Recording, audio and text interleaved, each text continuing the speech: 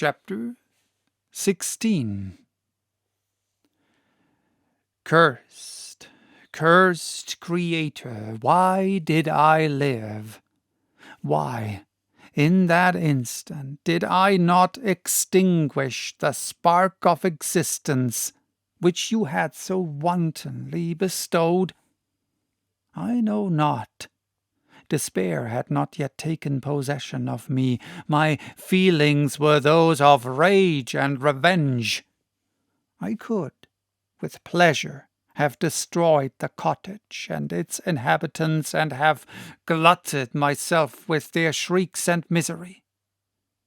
When night came, I quitted my retreat and wandered in the wood, and now, no longer restrained by the fear of discovery, I gave vent to my anguish in fearful howlings. I was like a wild beast that had broken the toils, destroying the objects that obstructed me, and ranging through the wood with a stag-like swiftness. Oh, what a miserable night I passed! The cold stars shone in mockery, and the bare trees waved their branches above me. Now and then the sweet voice of a bird burst forth amidst the universal stillness. All, save I, were at rest or in enjoyment. I, like the arch-fiend, bore a hell within me, and finding myself unsympathized with, wished to tear up the trees, spread havoc and destruction around me, and then to have sat down and enjoyed the ruin. But this was a luxury of sensation that could not endure. I became fatigued with excess of bodily exertion, and sank on the damp grass in the sick impotence of despair. There was none among the myriads of men that existed who would pity or assist me, and should I feel kindness towards my enemies? No. From that moment I declared everlasting war against the species, and more than all, against him who had formed me and sent me forth to this insupportable misery. The sun rose. I heard the voices of men, and knew that it was impossible to return to my retreat during the day. Accordingly, I hid myself in some thick underwood, determining to devote the ensuing hours to reflection on my situation. The pleasant sunshine and the pure air of day restored me to some degree of tranquillity, and when I considered what had passed at the cottage, I could not help believing that I had been too hasty in my conclusions. I had certainly acted imprudently. It was apparent that my conversation had interested the father in my behalf, and I was a fool in having exposed my person to the horror of his children. I ought to have familiarized the old de Lacy to me, and by degrees to have discovered myself to the rest of his family, when they should have been prepared for my approach.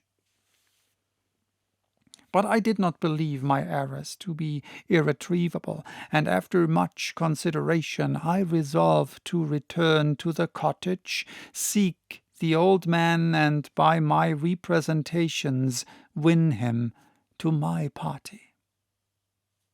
These thoughts calmed me, and in the afternoon I sank into a profound sleep, but the fever of my blood did not allow me to be visited by peaceful dreams.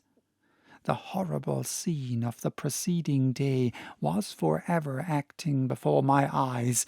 The females were flying, and the enraged Felix tearing me from his father's feet. I awoke exhausted, and finding that it was already night, I crept forth from my hiding place and went in search of food. When my hunger was appeased, I directed my steps towards the well-known path that conducted to the cottage. All there was at peace.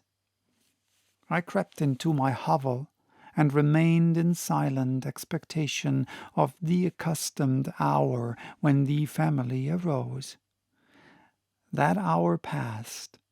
The sun mounted high in the heavens, but the cottagers did not appear. I trembled violently, apprehending some dreadful misfortune.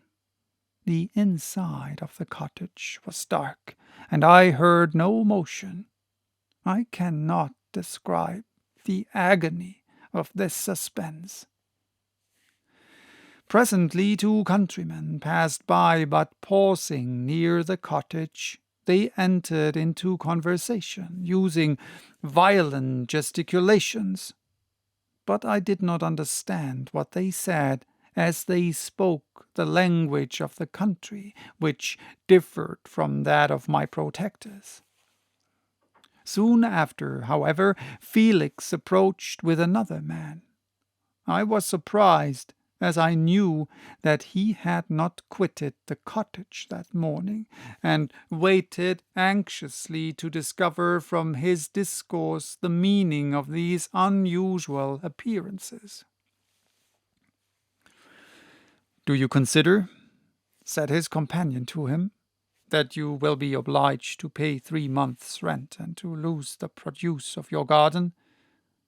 I do not wish to take any unfair advantage, and I beg, therefore, that you will take some days to consider of your determination." "It is utterly useless," replied Felix. "We can never again inhabit our cottage. The life of my father is in the greatest danger, owing to the dreadful circumstance that I have related. My wife and my sister will never recover from their horror. I entreat you not to reason with me any more. Take possession of your tenement and let me fly from this place." Felix trembled violently as he said this. He and his companion entered the cottage, in which they remained for a few minutes and then departed. I never saw any of the family of de Lacy more. I continued for the remainder of the day in my hovel in a state of utter and stupid despair. My protectors had departed and had broken the only link that held me to the world.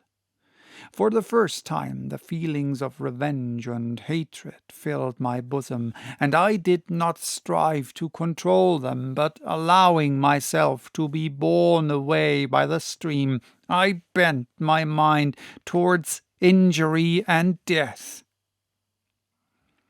When I thought of my friends, of the mild voice of de Lacy, the gentle eyes of Agatha, and the exquisite beauty of the Arabian, these thoughts vanished, and a gush of tears somewhat soothed me. But again, when I reflected that they had spurned and deserted me, anger returned, a rage of anger, and unable to injure anything human, I turned my fury towards inanimate objects.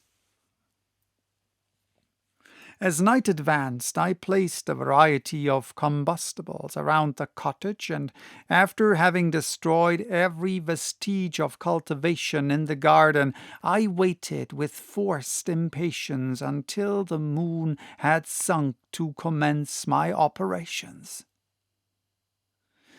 As the night advanced, A fierce wind arose from the woods and quickly dispersed the clouds that had loitered in the heavens. The blast tore along like a mighty avalanche and produced a kind of insanity in my spirits that burst all bounds of reason and reflection. I lighted the dry branch of a tree and danced with fury around the devoted cottage. My eyes still fixed on the western horizon, the edge of which the moon nearly touched. A part of its orb was at length hid, and I waved my brand. It sank, and with a loud scream I fired the straw and heath and bushes which I had collected. The wind fanned the fire, and the cottage was quickly enveloped by the flames, which clung to it and licked it with their forked and destroying tongues. As soon as I was convinced that no assistance could save any part of the habitation, I quitted the scene and sought for refuge in the woods. So I will stop for today. Bye-bye. Till next time with the second part of chapter 16.